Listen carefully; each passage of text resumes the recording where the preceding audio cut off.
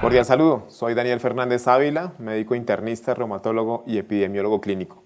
Bienvenidos a este módulo sobre definición, epidemiología y clasificación de la esclerosis sistémica. La esclerosis sistémica es una enfermedad autoinmune caracterizada por la tríada de daño microvascular, disregulación del sistema inmune innato y adaptativo y un proceso de fibrosis generalizada.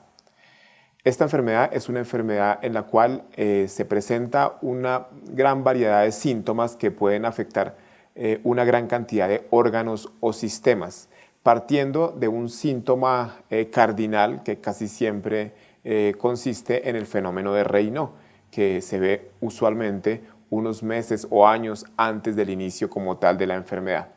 La etimología de esta palabra, la palabra escleroderma, que es la que resume el término esclerosis sistémica, viene del griego, que es escleros, que significa dureza, y del latín derma, que es piel, dado que la manifestación cutánea es la más llamativa y usualmente sobre la cual hacemos el diagnóstico de esta enfermedad.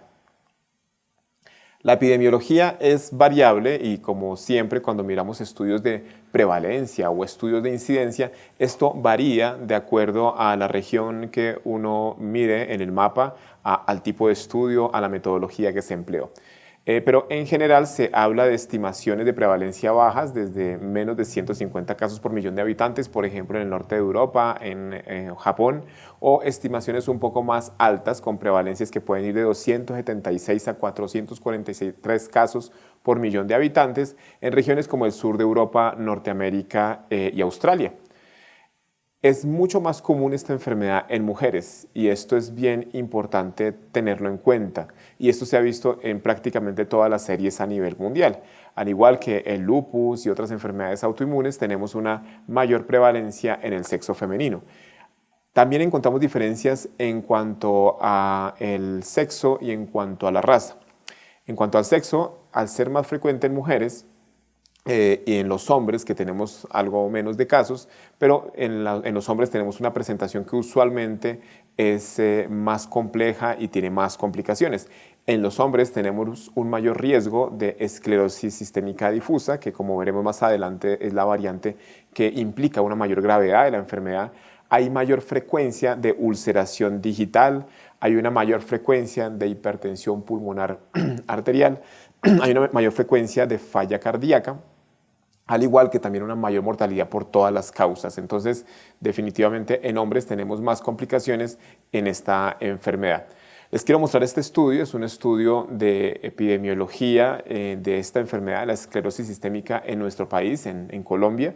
Es un análisis que hicimos entre el año 2012 y 2016 de información de esos años, de datos que tomamos de CISPRO, que es esa gran bodega de datos que tiene el Ministerio de Salud, y que alimentamos todos los que trabajamos en el área cada vez que se realiza un acto médico, una consulta médica o un procedimiento quirúrgico. Analizamos los datos entonces entre el 2012 y el 2016. En total se encontraron 11.300 casos en este lapso de tiempo, lo cual nos da una prevalencia aproximada de 23.7 casos por 100.000 personas, con una razón mujer-hombre de 3,27 a 1. Estos son como los datos principales que reportamos en este estudio. Como vemos en esta gráfica, encontramos una mayor prevalencia al analizar por grupos quinquenales, una mayor prevalencia entre los 65 y los 70 años. Y esto lo encontramos en forma similar para cada uno de los 5 años estudiados.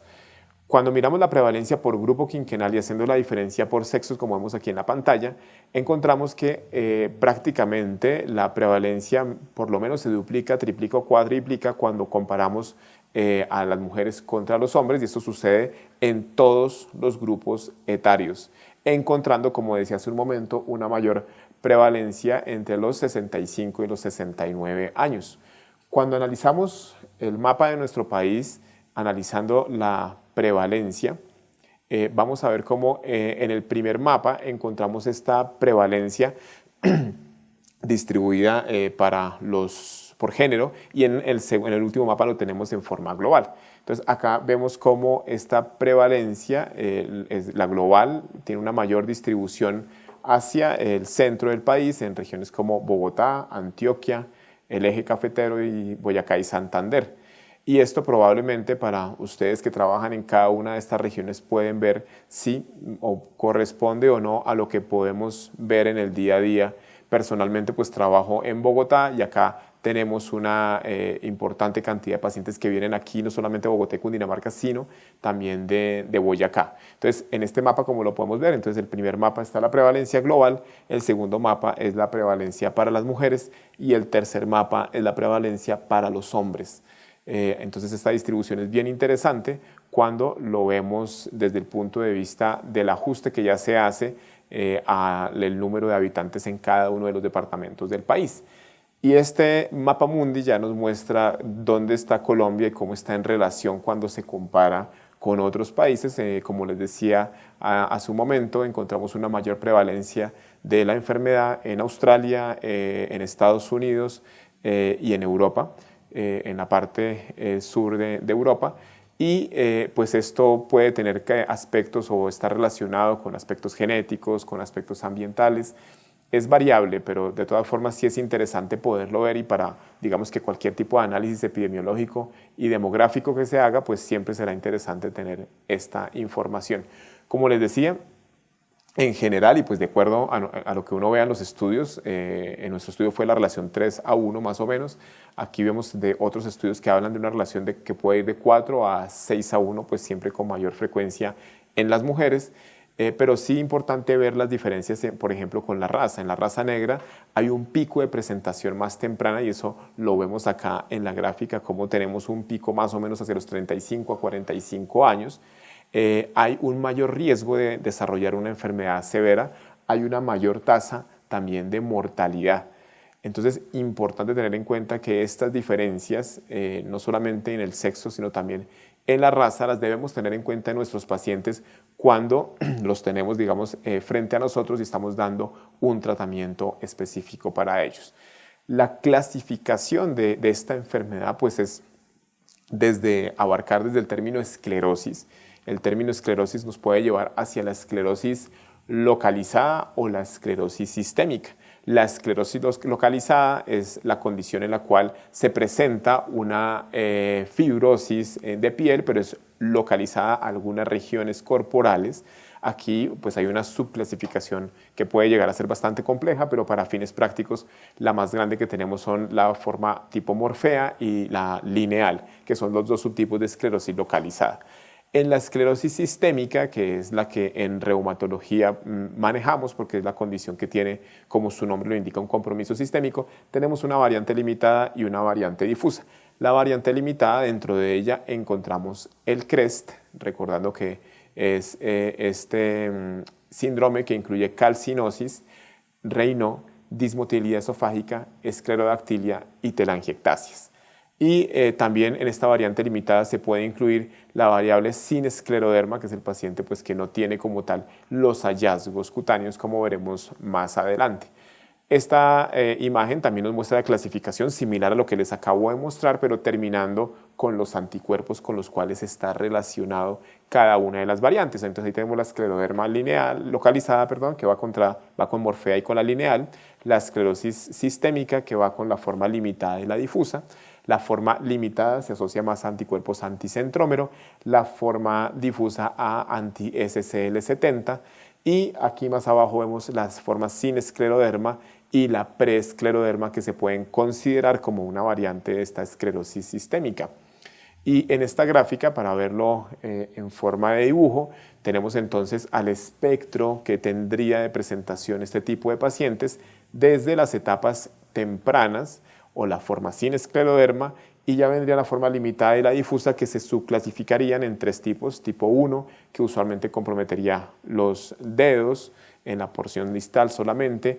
El tipo 2, que podría tener un compromiso hacia un poco más proximal, pero hasta codos y rodillas, como lo vemos en la imagen. y el tipo 3, que es ya la variante difusa, en la cual tenemos un compromiso más generalizado y ya tenemos el tronco, los brazos, los muslos con compromiso por disminución de la turgencia de la piel por edema y posteriormente pues por fibrosis.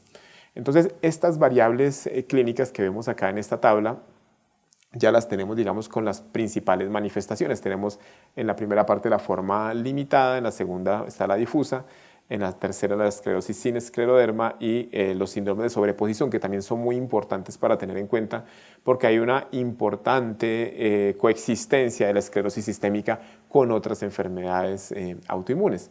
Entonces, en la forma limitada, que es la forma más frecuente de la enfermedad, encontramos que se puede presentar esclerodactilia, telangiectasias, calcinosis. Aquí encontraríamos la variante tipo CREST. Y tenemos que en este subgrupo tenemos una posibilidad también importante de tener compromiso severo intersticial pulmonar, así como también crisis renales. Si lo vemos ya en la siguiente columna, los anticuerpos con los que se relaciona usualmente son anticuerpos anticentrómero, y en el curso de la enfermedad tenemos el fenómeno de Raynaud como un aspecto bien interesante para tener en cuenta que puede preceder a estas manifestaciones y una progresión un poco más lenta con un desarrollo más tardío de hipertensión arterial pulmonar. En la forma difusa de la enfermedad tenemos unas manifestaciones que son más rápidas en su evolución, que avanzan más rápido. El anticuerpo relacionado acá usualmente es el antitopoisomerasa 1, así como el RNA polimerasa 3.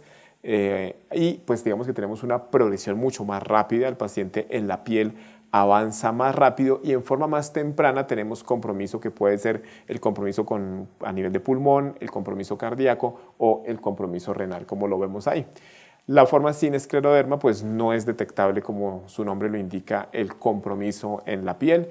El fenómeno de Raynaud, las alteraciones en capilaroscopia y algunas anormalidades adicionales como la presencia también de hipertensión arterial pulmonar se pueden encontrar en este subgrupo. Y los síndromes de sobreposición, pues aquí es bien interesante porque algunas series hablan de hasta 25% de pacientes con esclerosis sistémica que se asocian a otras condiciones en el contexto de síndromes de sobreposición autoinmune. Y aquí el anticuerpo pues típicamente presente es el anti-RNP, que también lo conocemos en el contexto de la enfermedad mixta del tejido conectivo.